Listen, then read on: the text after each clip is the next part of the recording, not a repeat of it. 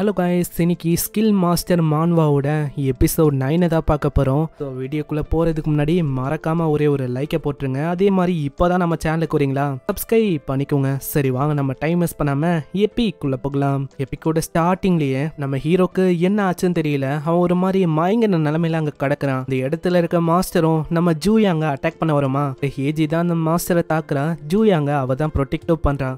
ஏகப்பட்ட மாஸ்டர்ஸ் நம்ம ஹேஜியை சுத்து போடுமா. அவங்க ரெண்டு பேருக்கு வேற வழியில அங்கிருந்து எப்படியாச்சும் தப்பிக்கணும். அதுக்காக இவங்க தப்பிக்கலான்னு பாப்பாங்களா, அங்க பாம தூக்கி எவனோ ஒருத்தன் ஏறிறான். என்ன ஃபைட்டே பண்ணாம தப்பிச்சு இங்கிலேருந்து போலான்னு யோசிக்கிறீங்களோ? வாய்ப்பே இல்ல. இந்த மாதிரி உங்களை நான் அவ்வளவு சீக்கிரத்துல தப்பிக்க விடுவேன்னு நினைக்கிறீங்களா?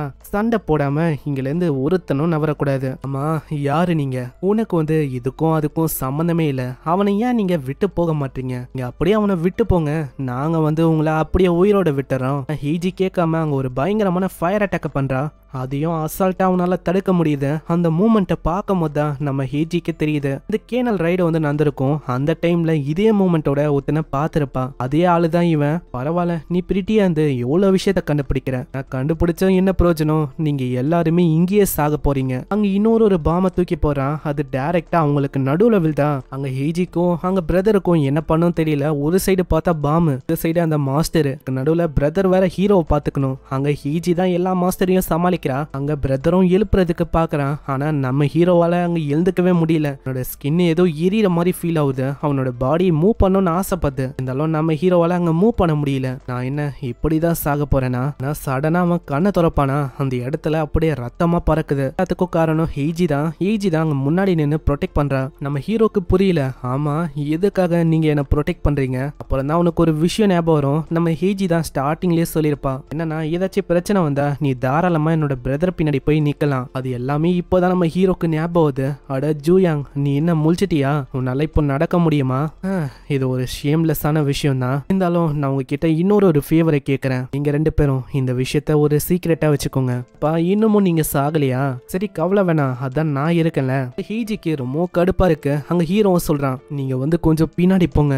ஆமா, என்ன இவன் இன்னமும் சாகலையா என்ன? இப்போதைக்கு அவனோட உடம்பங்க பயங்கரமா வலிக்கணுமே. ஆமா, நீ சொல்றது கரெக்ட் தான். என்னோட உடம்பு அது பயங்கரமா வலிக்குது. அப்புறம் என்ன, இதுக்கப்புறம் உன்னால உயிரோட இருக்க முடியாது. நம்ம ஹீரோ வானத்துல ஒரு கையை தூக்கி ஒரு ஸ்பெல்ல போறானா. இதை பார்த்தவங்க ஃபயர் பால் ஸ்பெல்லுன்னு தான் நினைக்கிறாங்க. ஆனா இது ஒன்றும் அந்த ஸ்பெல் இல்ல.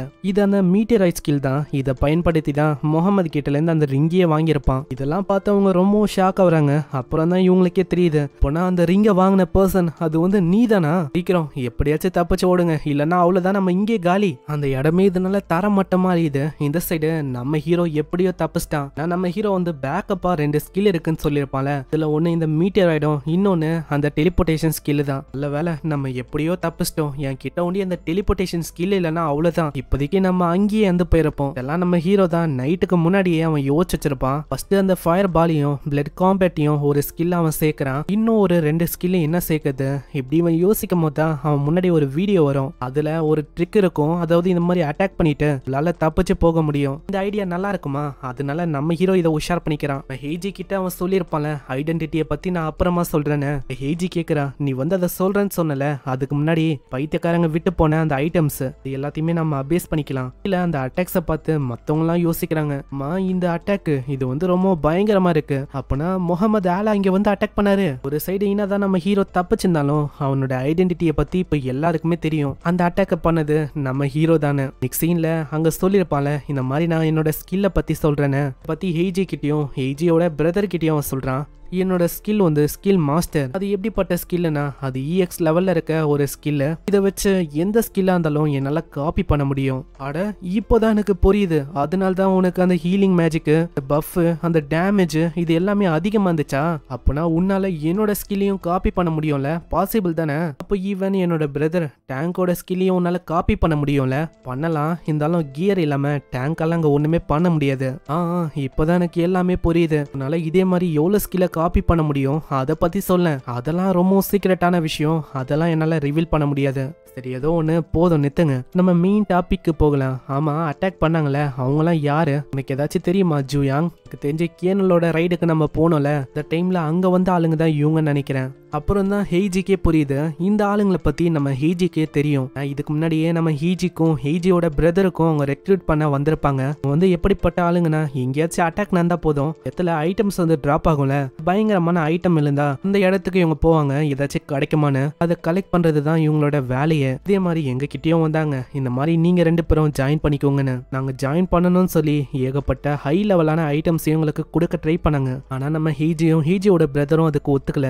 எந்த மாதிரி குரூப்னா, இவங்களுக்குன்னு ஒரு தனித்தனியான லிங்க் இருக்கும், உலகம் முழுக்க இவங்களோட குரூப் அப்படியே பரவி இருக்கும்.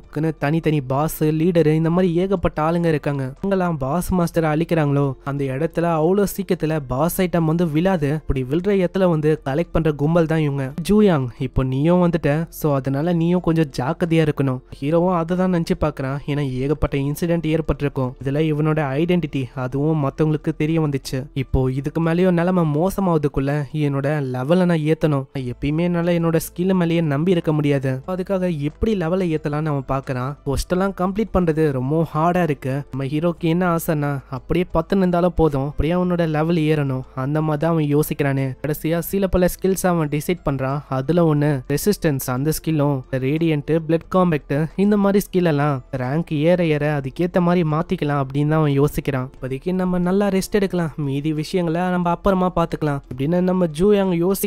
ஆனா அவன் யோசிச்சது எதுவுமே நடக்கல. நான் அதுக்குள்ள நம்ம முகமது ஆலு அவரு வந்துடுறாரு. உங்களை சந்திச்சதுல ரொம்ப சந்தோஷம். இதுதான் ஃபர்ஸ்ட் டைம், அதாவது இந்த மாதிரி உங்களை மீட் பண்றது. எதுக்கு இவரு இங்க வந்திருக்காரு? அப்புறம் தான் விஷயமே புரியுது. நம்ம ஹீரோ பண்ண வேலையில இவன் தான் அந்த சைக்கோபேத்னு எல்லாருக்குமே தெரிய வந்திருக்கும். டைம்ல நீ ஒரு மிகப்பெரிய ஸ்டாராவே மாட்டேன்னு சொல்லலாம். ஆனா நீ வந்து கவலைப்பட வேணாம், அந்த ரூமர்ஸ் எல்லாம் பரவாம நான் இதுக்கு மேல பாத்துக்கிறேன். சரி அது இருக்கட்டும், நீங்க வந்ததுக்கு முக்கியமான காரணம் அது வந்து என்னது? எதுக்குன்னா, நீங்க வந்து கவலைப்பட வேணாம், நான் என்ன யோசிச்சேன்னா, நீங்க எல்லாருமே என்ன யோசிக்கிறீங்க அதுக்காக தான் நான் இங்க வந்தனே. ஏன்னா உங்களை அட்டாக் பண்ணுது அவங்க எல்லாருமே ரைடர்ஸ் கீல்டு தான். அப்பனா உங்களுக்கு அவங்களுக்கு தெரியுமா என்ன? ஆமா, ஏன்னா உண்மையை சொன்னா நான் ஆல்ரெடி அந்த வாருக்குள்ள இருக்கதான் செய்யறேன். நான் இப்போ அந்த ரைடர்ஸ், அந்த ஆளுங்க வந்து கோஞ்சம்ஸ், அந்த ரெசார்ட்ல அந்த ரைடர்ஸோட லீடர், அவங்க விட்டு போகப்பட்ட இடனான ட்ரெஷர் இருக்கு, அதை அவங்க தேர்ந்தெடுக்காங்க. இந்த மாதிரி ஒரு இம்பார்ட்டன்டான விஷயத்த எங்க கிட்ட எதுக்கு நீங்க சொல்ல இருக்கீங்க? உங்களாலேயே விஷயங்களை முடிக்க முடியாதா என்ன? இல்ல என்னால இதை பண்ண முடியாது, ஏன்னா என்னோட மூமெண்ட்ஸ், என்னோட சேட்டு எல்லாத்தையுமே அவங்க ட்ராக் பண்றாங்க. அந்த மேனேஜர் பொண்ணு சொல்றா, நம்மளுக்கு டைம் ஆகுது, சீக்கிரமா இங்க இருந்து போகணும். சரி இதெல்லாம் நீங்க சொல்லிட்டீங்க, அதெல்லாம் ஓகே தான். இப்போ நாங்க வந்து இந்த இன்ஃபர்மேஷனை வச்சு என்ன பண்றது? சொன்னவங்கள நீங்க வந்து வைப் அவுட் பண்ணலாம், ஆனா உங்களை நீங்க ப்ரொடெக்ட் பண்ணிக்கலாம், எல்லாமே உங்க கையில தான் இருக்கு. ஸோ இப்படி ஒரு சொல்றதோட இங்கே இந்த எபிசோட முடியுது. ஸோ வீடியோக்கு மறக்காம ஒரே ஒரு லைக்கை போட்டுருங்க. அதே மாதிரி சேனலுக்கு புதுசா சப்ஸ்கிரைப் பண்ணிக்கோங்க. நான் உங்களை நெக்ஸ்ட் எபிசோட்ல சந்திக்கிறேன். தேங்க்யூ ஃபார் வாட்சிங். சைனரா.